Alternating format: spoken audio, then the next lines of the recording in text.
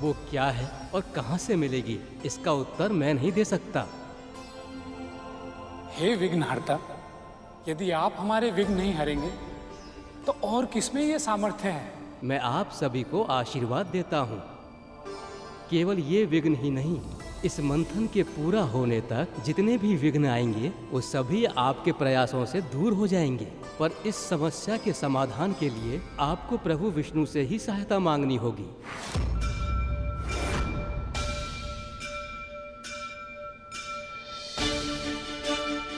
आप सबका कल्याण हो।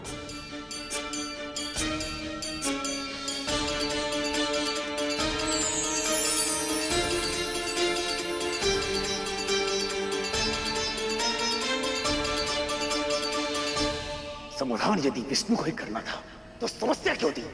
तुम तो ऐसे कह रहे हो वज्रांग जैसे उन्होंने ये जानबूझकर किया है। जितनी शीघ्रता तुम्हें अमृत पाने की है, उससे कहीं अधिक आतुरता प्रभु विष्णु को माता लक्ष्मी से मिलने की है। गरुड़ सही कह रहा है वज्रांग। इस समय तर्क वितर्क में उलझने के स्थान पर हमें प्रभु विष्णु का ध्यान करना चाहिए। हम असुरों के आराध्य महादेव शिवशंकर हैं और ये सब जानते हैं। सत्य तो ये है असुरराज कि ये पक्षपात आप असुर लोग करते हैं।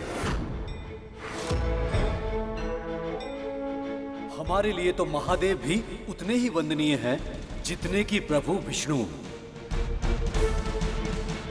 शिवाय विष्णु रूपाय शिव रूपाय विष्णवे शिवस्त हृदय विष्णु विष्णोश्च हृदय शिव। शिव और विष्णु स्वयं एक दूसरे के लिए वंदनीय हैं। तो फिर विलंब किस बात का? हम सभी मिलकर प्रभु विष्णु का ध्यान करते हैं।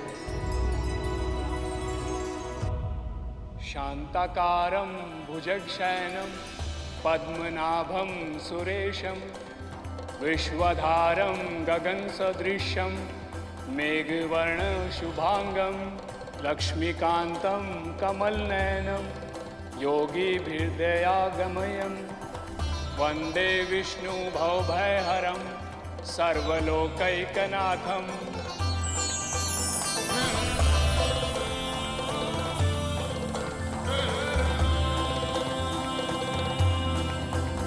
ब्रह्मदेव का प्रणाम स्वीकार करें नारायण। प्रणाम स्वीकार करें नारायण।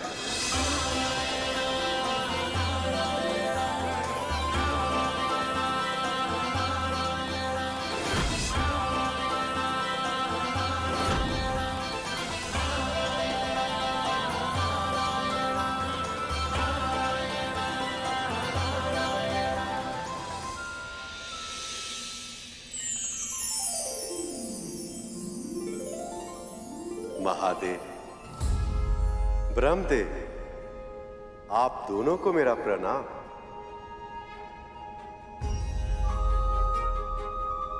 हे नारायण, संसार के हित के लिए, सृष्टि की रक्षा के लिए और प्राणियों के कल्याण के लिए आप अगला अवतार धारण करें प्रभु। प्रभु का अगला अवतार?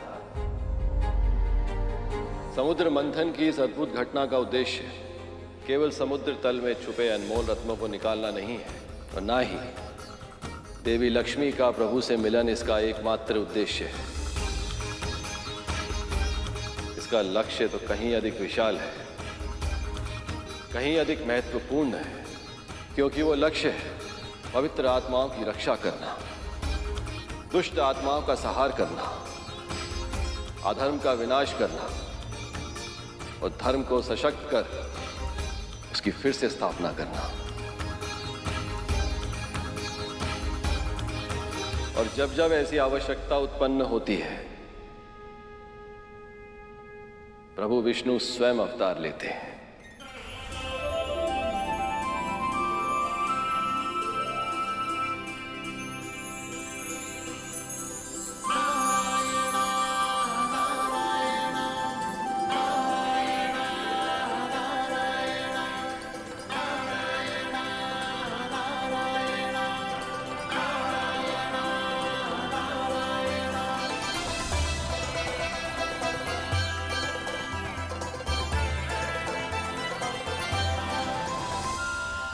पर मेरा कोई भी अवतार ब्रह्मदेव और महादेव के साथ के बिना संभव ही नहीं।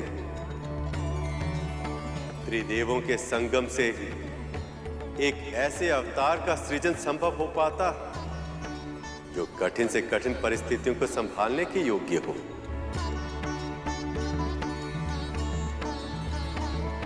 प्रभु, मैं अब और प्रतीक्षा नहीं कर पा रहा। कृपा करके बताइए ना, क्या होगा आपका अगला अवतार?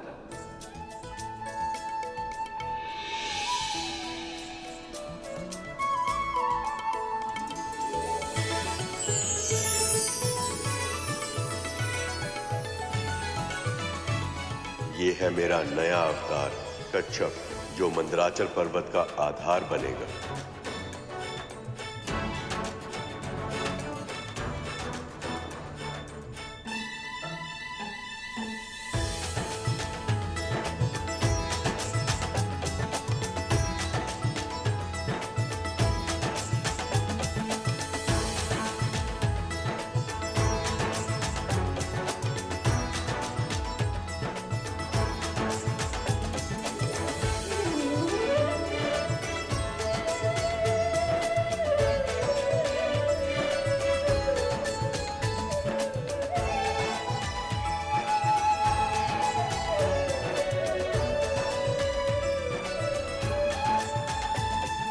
ये छोटा सा कश्यप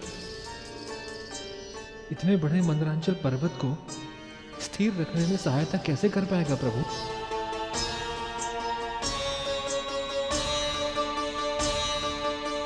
मैं तुझे कितना डांटता हूँ, कितना फटकारता हूँ, किंतु फिर भी तू मेरे समीप ही बैठा रहता है।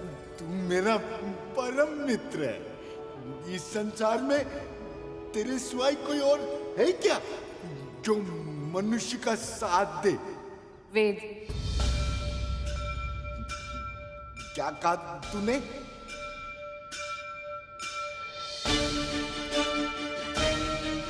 कुछ नहीं बाबा। क्या कुछ नहीं?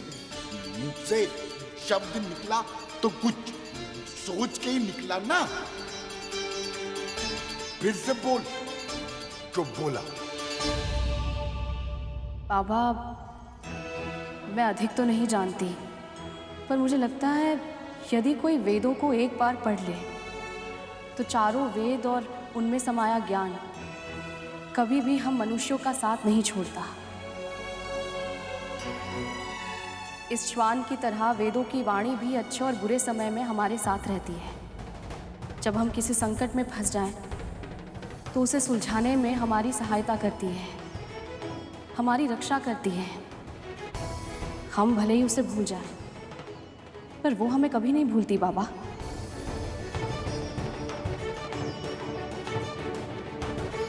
मन का स्वर बनकर सदैव हमारे साथ चलती है।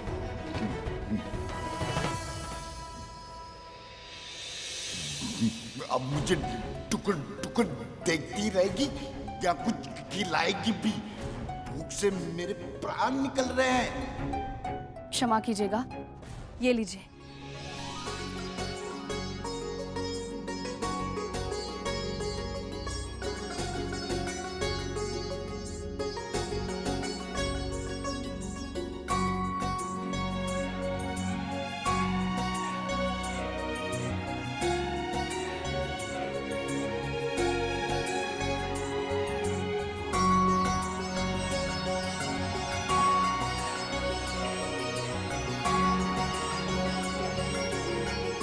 बाबा,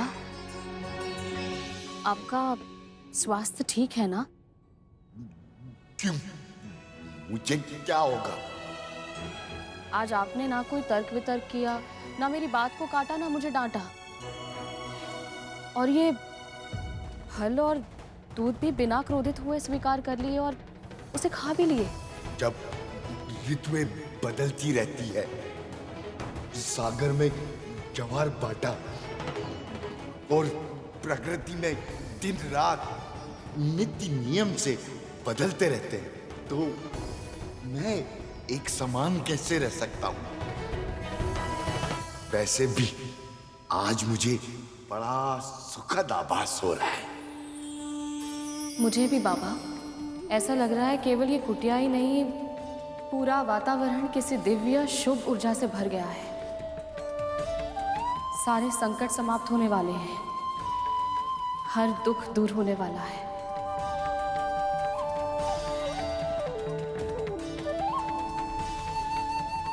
हे प्रभु, हमारी प्रार्थना स्वीकार कीजिए। हमें कोई ऐसा संकेत करें जिससे हमारी समस्या का समाधान हो जाए।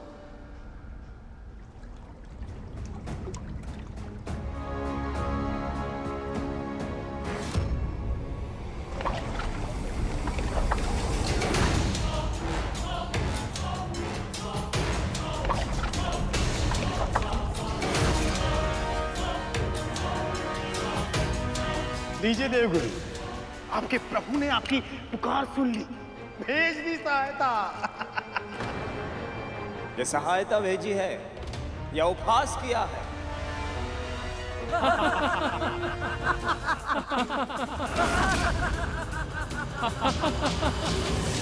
अग्निदेव, भगवान विष्णु ने तो कोई सहायता ही नहीं की।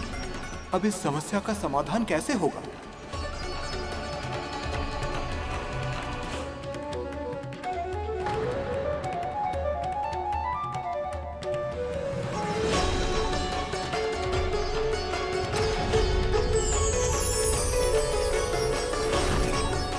गुरुदेव,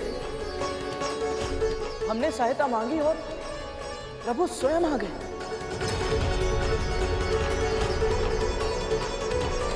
अवतार लेकर। प्रभु स्वयं आ गए? अवतार लेकर?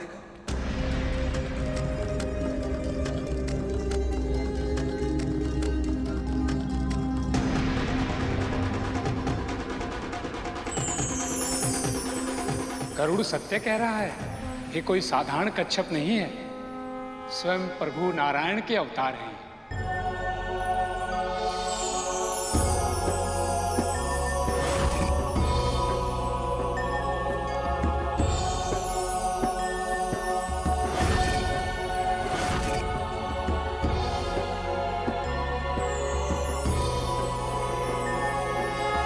वो देखिए, प्रभु ने कुर्म अर्थात कच्छप के रूप में दूसरा अवतार लिया है। कूर्मा अवतार लिया है प्रभु ने।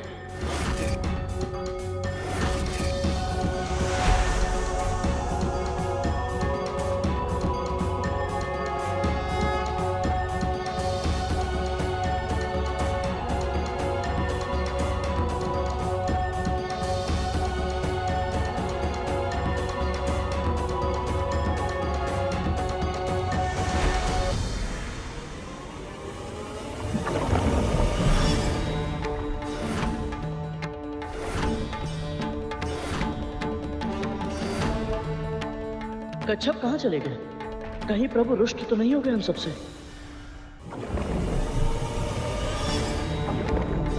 ये कच्छप कहाँ चला गया? ये क्या लीला है प्रभु की?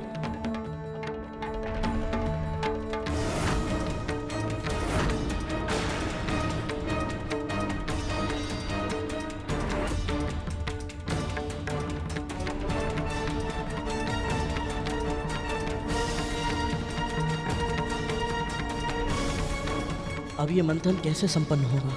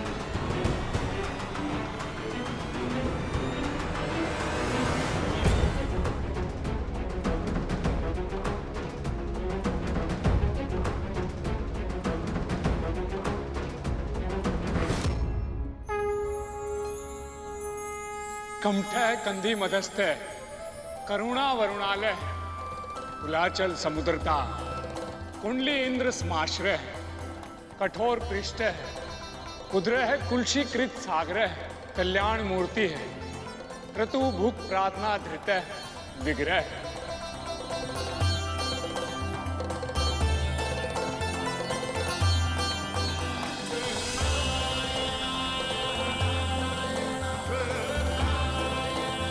हे प्रभु,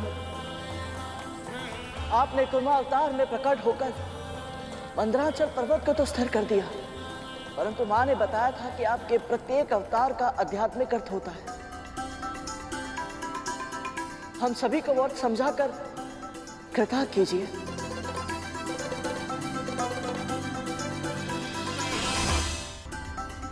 ये प्रश्न तो मेरे मन में भी उठ रहा है प्रभु। तुम दोनों भाइयों की जिज्ञासा एक समान ही है शेष। ये जिज्ञासा केवल शेषनाग और गरुड़ में ही नहीं, मेरे मन में भी है नारायण। और नारद तो इस बात से व्याकुल हो रहे हैं कि उनसे पहले ये प्रश्न किसने पूछ लिया।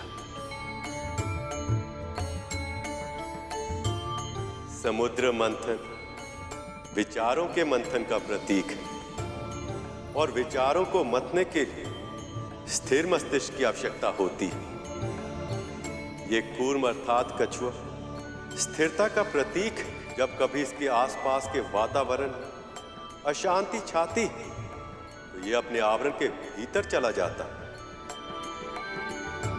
उसी प्रकार जब परिस्थितियां प्रतिकूल हो तो हम सभी को अपने भीतर झांकना चाहिए, क्योंकि समस्या कितनी भी बड़ी क्यों ना हो, अपनी अंतरात्मा से उत्तम समाधान और कोई नहीं दे सकता।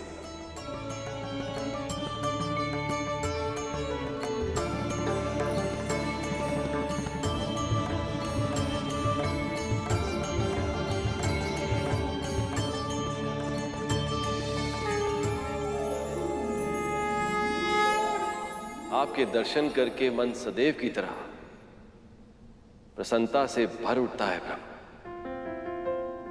हे नारायण, अब हमें जाना होगा, आज्ञा दीजिए। ब्रह्मदेव, महादेव, आप दोनों तो जानते ही हैं, आप दोनों की सहायता के बिना क्षीर सागर का मंथन करना संभव ही नहीं है। आप निश्चिंत रहे नारायण। ये मंथन आपकी इच्छा से ही हुआ है प्रभु, और आपकी इच्छा पूर्ण करने में योगदान देना हम सबका सौभाग्य है। आगे जब भी आवश्यकता होगी हम सहायता अवश्य करेंगे। आज्ञा दें। शांताकारं भुजंग शयनं पद्मनाभं सुरेशं विश्वाधारं गगन सदृशं मेघवर्णं प्रभु, शुभांगं। मेरे मन में एक प्रश्न उमड़ रहा है। उस प्रश्न की जिज्ञासा से केवल तुम ही पीड़ित नहीं हो शेष, तुम्हारे भाई गरुड़ के मन में भी वही प्रश्न है। प्रभु विष्णु के कूर्म अवतार के कारण मंदराचल पर्वत तो स्थिर हो गया, परंतु इसे मथने के लिए वो डोरी कहां से आएगी जो इतने विशाल पर्वत को अपनी धुरी पर घुमा सके।